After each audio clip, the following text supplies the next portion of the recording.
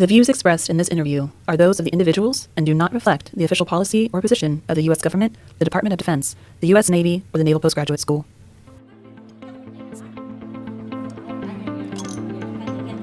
Welcome to the Trident Room, brewer of stout conversation, unfiltered and on tap. Part 1 of a 2-part series. Welcome back to the Trident Room podcast. Your hosts today are Lieutenant Commander Colleen Wilmington and Lieutenant Tony Castillo. Today we have the distinct honor to learn from Admiral Cecil Haney, retired United States Navy, who is on campus to inspire our Winter 2025 graduates at commencement tomorrow. Admiral Haney is the former commander of U.S. Strategic Command and U.S. Pacific Fleet. And if you didn't know about his history, here it is. Admiral Haney retired from the U.S. Navy in 2017 after 38 years of distinguished service. He began his career in 1974 at the Naval Academy, and upon graduation with a degree in ocean engineering, became a submarine officer. He completed operational assignments on USS John C. Calhoun, USS Frank Cable, USS Hyman G. Rickover, USS Asheville, and Submarine Squadron 8, ultimately commanding the fast attack nuclear submarine USS Honolulu, Submarine Squadron 1, and Submarine Group 2. Admiral Haney also served on the staff of the Chief of Naval Operations as the Director of Submarine Warfare and the Director of the Naval Warfare Integration Group. He rose to the rank of 4-star Admiral as Commander of the U.S. Pacific Fleet in 2012, and then to his culminating assignment as Commander United States Strategic Command in 2013, where he was responsible for all U.S. nuclear weapons, missile defense, space, and cyberspace. He serves on various academic, industry, and nonprofit boards, including Johns Hopkins Applied Physics, Penn State Applied Research Lab, the USNA and Naval Postgraduate School Foundations, the Aerospace Corporation, General Dynamics, Tenet Healthcare, Systems Planning and Analysis Incorporated, the Center for a New American Security, and is chairman of the board for the Military Child Education Coalition and the Hillendale Baptist Church. Admiral Haney earned his own master's degree from the Naval Postgraduate School in 1987 with distinction. He was the first African-American NPS graduate to achieve the rank of 4-star Admiral and is an inductee to the NPS Hall of Fame. Welcome, sir. Looking back over your career, was there a particular moment or experience that fundamentally shaped your approach to leadership and strategy? Yes, there was, as a matter of fact, and it's probably not as profound as you would think, but it happened very early in my Navy uniform days. I was on the submarine John C. Calhoun, and I had started off with being the electrical division officer, and then I moved to be the main propulsion assistant. And my first LPO was a Master Chief, and he was God's gift to the planet. I got to see what good really looked like, and I got it sort of spoiled. My next division that I was assigned to, that was a much younger Chief Petty Officer, and for a while we were not clicking very well. And I very seldom brought work home to my bride, but I ended up sharing some frustration. I didn't understand why I wasn't clicking well, etc. And she asked me, being the sociology kind of major background she asked me a fundamental question that really changed my outlook on dealing with people. And she said, is something else going on in his life that might be causing him to not perform as well as you expect? And, I was deadpan and embarrassed a bit to say that, no, I didn't know that. I guess, I've gone to the Naval Academy, I've learned about leadership, this and that. But that business of what's going on in people's lives dictates their performance. I went back, talked to him about it, and sure enough, there was something. I needed to give him some time off so that he could get something on the family side squared away. He did, and we became, two peas in a pod and working together from that point on. But that basic question of what's going on in other people's lives is something that has stuck with me for how I deal with people going forward as a leader, to make sure we are on all cylinders when we need to be, and not to make that assumption going forward. So I was blessed by that. I think that empathetic leadership has become a significant turn of many of our leaders in recent years, and looking to make sure that we are taking care of the person behind the billet. The person and the family behind the billet in many ways. Do you think it's something that's solely in the military now that you have experience both inside and outside of it? Or do you think that some of the perhaps civilian sector is still kind of learning some of that aspect, having a holistic view to the team, vice a more partitioned view of every individual's contribution to the team? Well, in the commercial and civilian world, it depends. Depends on the outfit and the leadership associated with the outfit. So if I went through my scattergram, all different. But the one thing I will say that's truly challenging for some, if you have a entity that is dispersed, and particularly during COVID, where people couldn't meet and that kind of thing, that they have to work virtually because you can't bring everybody into one place as often as you want to. That's where the challenge I saw and would sort of coach the leadership team of, you really need to somehow have a mechanism that when you are close to that person's location, pull that leader in and talk about that ahead of time. And that's a valuable conversation you may not get over the virtual conversation through our various Zoom, et cetera apps. So prevent the silo, not just information, but also of the organization in itself. And that spreads to how you ensure the culture of the organization you want as a leader is perpetuated in a good way.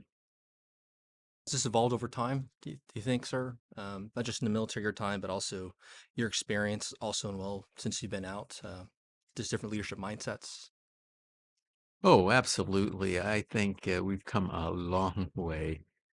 I can remember early on in our computer days having a leader that had a statement. I won't get it exactly right, but it was sort of like real leaders don't need computers. And it's interesting how far we have gone in that business going forward.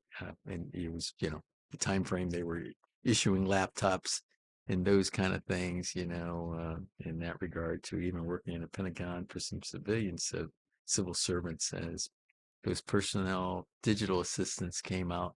And I was begging for one, and they didn't understand why I needed it. So I ended up getting one and getting it those days to get the IT people to connect it to my computer. Today, you couldn't do that without permission.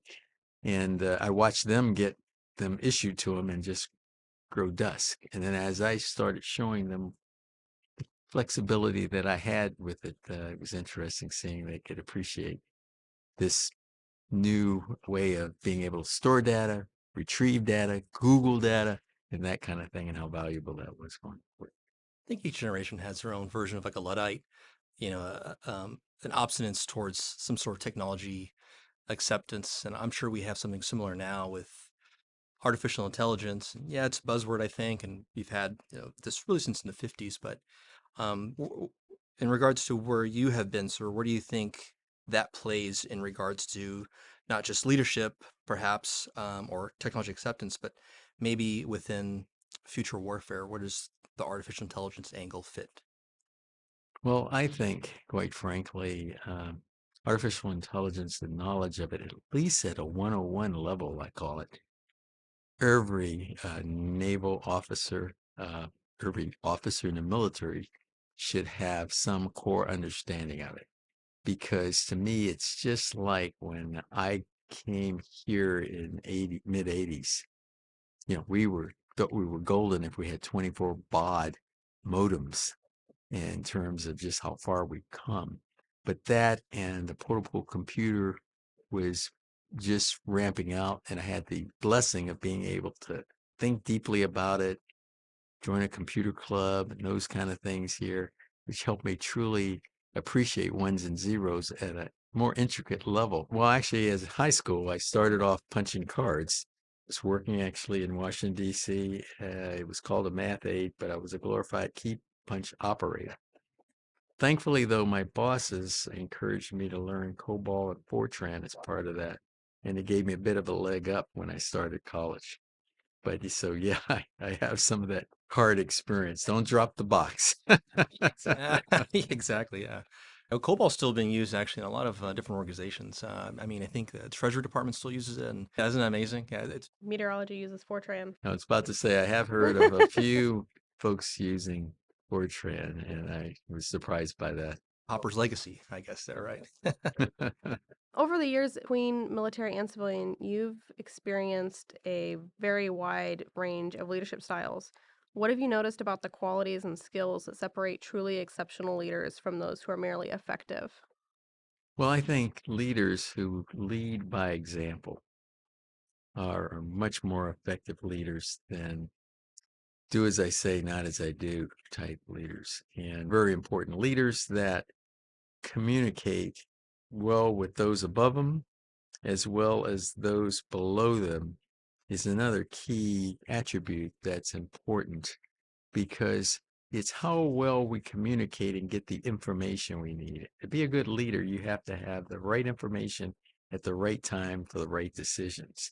And if people are afraid to confront you over, boy, Captain, have you thought about this kind of approach? We haven't even talked about this. Or they bring up those kinds of questions and they trigger more information than you would have had as you're making a decision, in a timely way.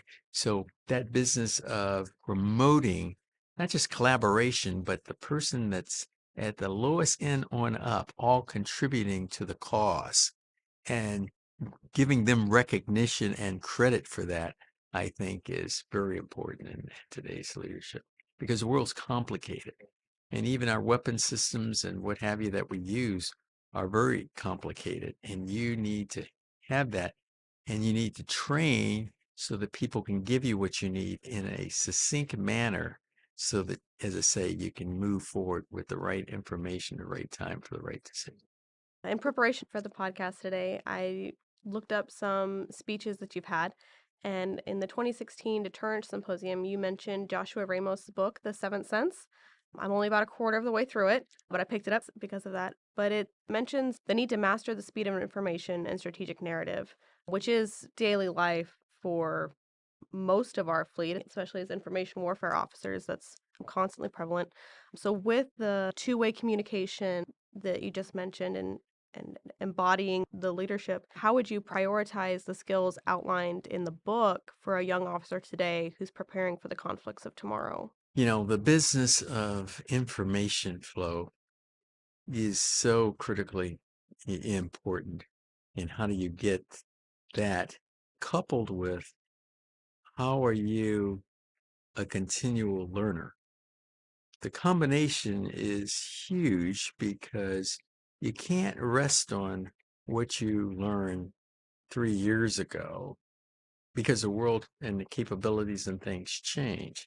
So you've always got to be a growing military person in that regard, and definitely as a leader. You have to do your own SWOT, as we call it, analysis of what are your strengths versus weaknesses in terms of things so that you're not just puffed up over your strengths and what might have made you successful over time, but you're also evaluating what am I weak at and what do I need to compensate for that. That particular weakness may require me to have other people that have that skill set nearby me to help make sure they're covering that weakness. That particular weakness may require me to study more in a particular area and grow more in that area and not just assume I know X, Y, or Z. Today we talk a lot about artificial intelligence. So I would say as a leader, if you're not thirsty to understand that and how it may apply better to your organization, you probably are short-sheeting your future capabilities in order to address operational matters, warfighting matters, and ultimately people matters in terms of how you galvanize the team to move forward in an efficient and effective manner. So I'm not sure that's one of the seven and how it's fully captured now, but I think that may have integrated one or two of his seven particular items. The sea of information that's available now, like how do you build a team or mentors or somebody to help you course correct to find the right path? Because there's a lot of doors to take, a lot of avenues to take in the ocean of information. What are your recommendations to anybody that's trying to navigate this continual learning path, especially with all the information that's available nowadays? Well, I think you have to have a strategy. You have to have a strategy of what information is important to you today in order to carry out your responsibilities. And then how do I get that feed? And what's my battle rhythm of getting that feed periodically? And being very judicious in where is my source of information coming from, because they're good sources and they're not so good sources. And then sometimes understanding the limitations of those. For example, you may get the intelligent feed or someone giving you the daily intelligence brief that tells you this is what we know and this is what we see, et cetera, about XYZ. The follow-on question as I became a more mature leader was, okay, I got that, but what don't we know?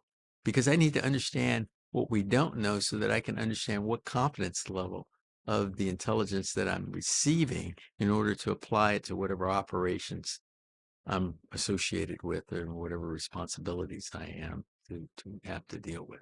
So that piece is important. Reading about the ecosystem sometimes in terms of how decisions are made relative to things that you may be very excited about.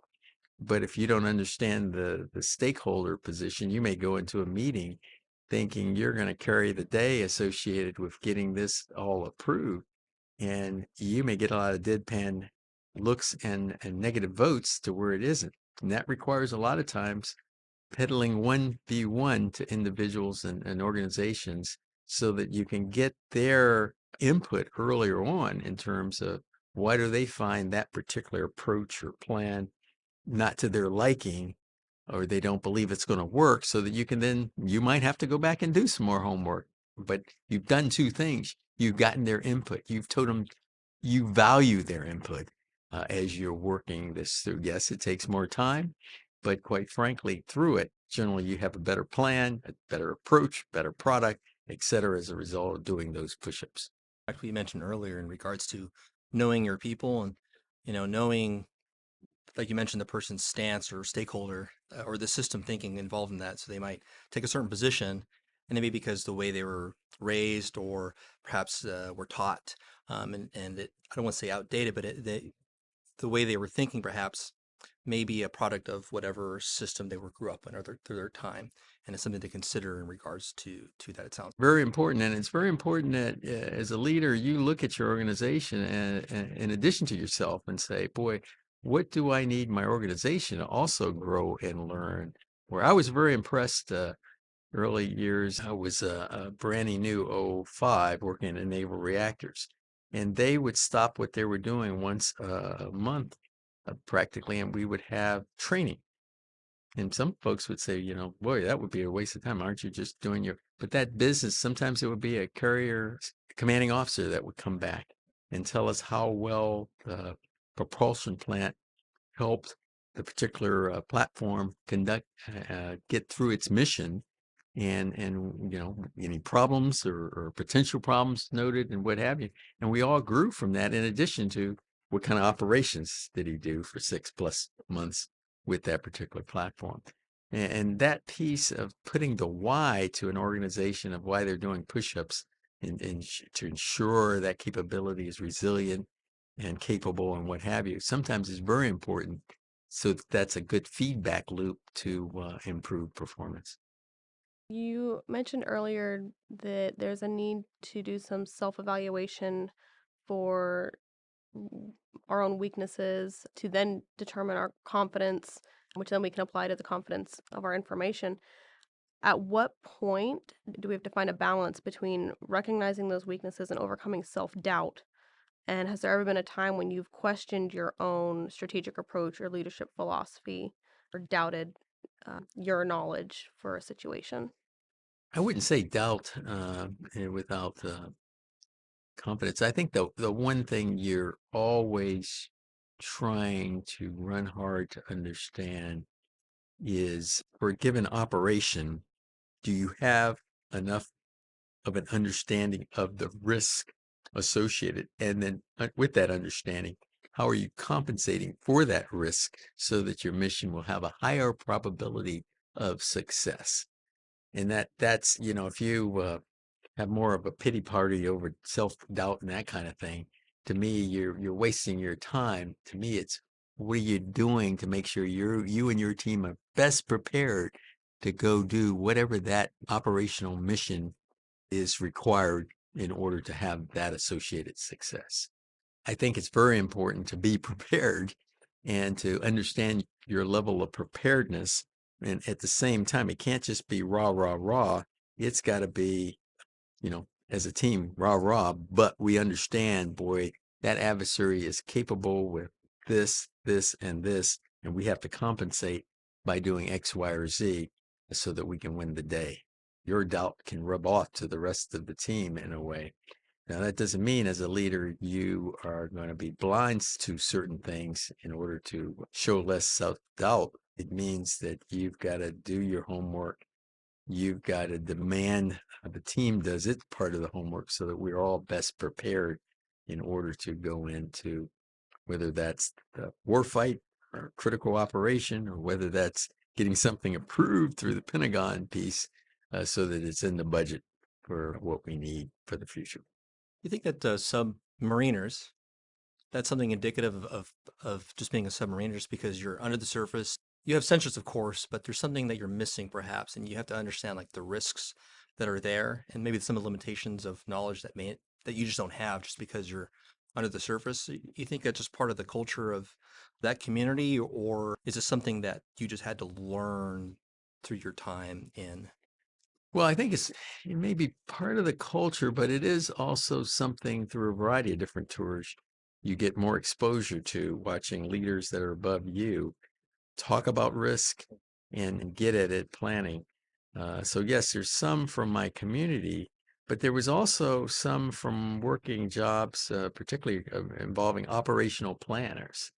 And some of those, I used to call them Jedi Knight planners, and their schooling that they had in terms of a very methodical approach to, okay, we've got to do this particular operation, whether it was involving joint forces or from a submarine, we've got to go in close to do this particular operation. What are our associated risks? How are we overcoming it?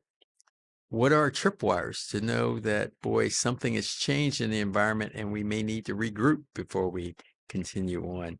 Those kinds of things have been sort of inherently built into me from both from a submariner standpoint to the business of various other positions, of leadership involving joint forces. When I was commander of the Pacific Fleet, I was also the commander of what was called Joint Task Force 519.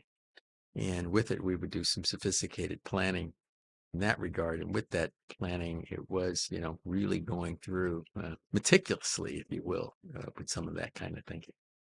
With any of these lessons, also learn maybe some movies about submarines, and if that's the case, what are some of your favorite submarine movies that you enjoy? That's an interesting question, and particularly in today's piece. There is a documentary that I participated in that most do not know, but my kids sometimes remind me of because they were young. And it was called Steelboats, Iron Men. And, there we were on a USS Hyman G. Rickover. I was the engineer. And it was really a documentary on what fast attack submarines did. And we had a film crew on board for a PBS kind of special for 2 rounds of it, and that I always look back at. Sometimes I show people that clip. It's a little dated now because our control rooms don't look like that. Thankfully, we have more modernistic flat screens and everything else. But that was one. I'm trying to think of the other movie that Denzel Washington was in, and I can't think of its name right now. I'm drawing a blank, but sometimes, it would be interesting in using something like that. But now it's so old of a movie that, most younger folks don't know it in that regard. Crimson Tide. Crimson Tide, yes, yes. They had even the doggy in the movie. Gene Hackman. Gene Hackman, yes, yes. There've been a variety of them, but I always warn people, be careful of things Hollywood show you. Some of it has some realism, some of it has other things that aren't exactly right in them. But I have always thought having some of that Hollywood gets the word out to what submarines do in a way and potential capability and what have you. Is there a certain aspect of that you think is commonly overlooked or misunderstood about undersea warfare? Well, in that one, Gene Hackman and all. I think that was the one that had Jonesy as a sonar guy, and he had his feet propped up, and the captain would come in and say, Jonesy, what's going on out there acoustically in the water? And all I could think of was at the time frame, and even to this day, we have multiple sonarmen that are with very sophisticated screens and listening devices, et cetera, sorting through what's biologically made, what's man-made out there, and what have you. And it's not someone with their feet propped up, just giving the captain the most crisp answer you'd ever want to hear in that regard. Another good movie was a movie that we actually were required to watch for one of my networking classes was Greyhound with Tom Hanks. And it's about the convoy system they had in, I believe, World War I. And the convoy system in itself trying to prevent the convoys from being sunk by the German U-boats at the time. And it's a good movie in that respect to kind of give a lot of different sides. Then also understands the leader on a warship, what it takes sometimes. And for Tom Hanks in that movie, he's very positive, even if he's going through quite a bit. And there's certain points in the movie where he just can't get that cup of coffee that he really needs. And it's a wonderful movie if you haven't seen it yet, sir. And highly recommend a good watch. And the other thing movies like that portray is sometimes we think the ocean is translucent and anti-submarine warfare is easy. And throughout my career, it has not been.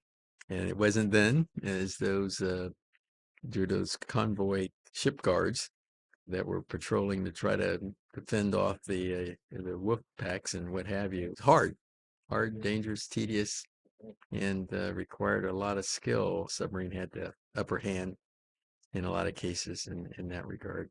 They didn't have the weapons in some cases because they had to get very, very close to do the sinking. But at the same token, a lot of surface warfare ships didn't have the sensors and capabilities that we have today. Ocean's a big place. I think I read somewhere that we know more about, I think, the moon and outer space than we do in our oceans. And We're working on it. besides that aspect, like maybe perhaps public perception that it's easy to find a submarine, or perhaps if the waters are clear, as you mentioned before, is there another perhaps overlooked or misunderstood aspect of undersea warfare? Well, I think the other one is sometimes not understood is just how versatile our submarines are today. Their ability to go in water that's shallower than the length of the submarine, for example, and spend incredible times in those waters with the sensors we have and the capabilities of the crew, to going in under the ice, just showing the versatility of that piece to where submarines can be anywhere, sight unseen, able to do their missions in that regard. Sometimes we've gone through periods where they're just the escort by the carrier strike group or what have you, much more than that in terms of what we have. The fast attack submarines doing the strategic deterrent arsenal of the SSBNs, ballistic missile submarines to those SSGNs that carry sometimes lots of SEALs and many times lots of Tomahawk missiles. Thanks for joining us in the Trident Room. For more information about today's guests and topics, please visit the show notes online at nps.edu/Trident Room Podcast. The Trident Room Podcast has been brought to you by the Naval Postgraduate School Alumni Association and Foundation. For questions, comments, and suggestions, please email us at tridentroompodcasthost@nps.edu.